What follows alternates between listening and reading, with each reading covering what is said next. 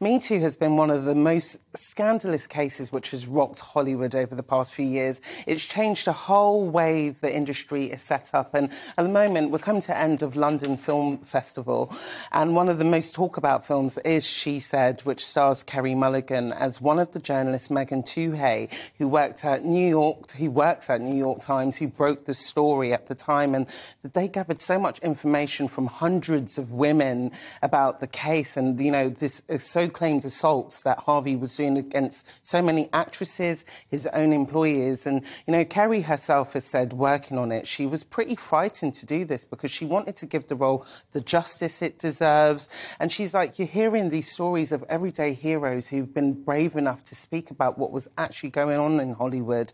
Because, you know, beyond all this case, Stephen and Ellie, there was a system of abuse of power that was going on, which has been in Hollywood for decades. So now seeing this come to the big screen, it's going to be quite fascinating. And Harvey himself was back in court this week with 11 further accusations of sex abuse. I mean, his team are saying this film is going to mean he can't get a fair trial because he was prosecuted in jails in New York.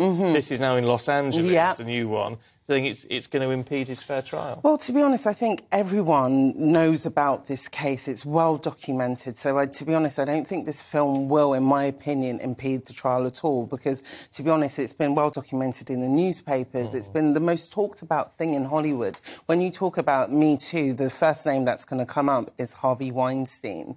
So with this film, I think actually it'll be quite good for people to see actually how this investigation actually came to be. And it was such a huge investigation, wasn't it? I mean, it's already been a book. She said, I have already read it. It's incredible what these female journalists had what they were up against, people trying to silence them everywhere. And, you know, it was the fact that hundreds of women, Ellie, from all over the world started coming out. It's like they really lit a match, which just literally brought light to what was going in Hollywood and exposing it. Me, myself, I've met Harvey Weinstein. I met Harvey Weinstein, He used to do all these glorious Hollywood parties in London, you know, after the BAFTAs. And once you'll be in that room, you'll see all of Hollywood there, all of the actresses, all of the actors.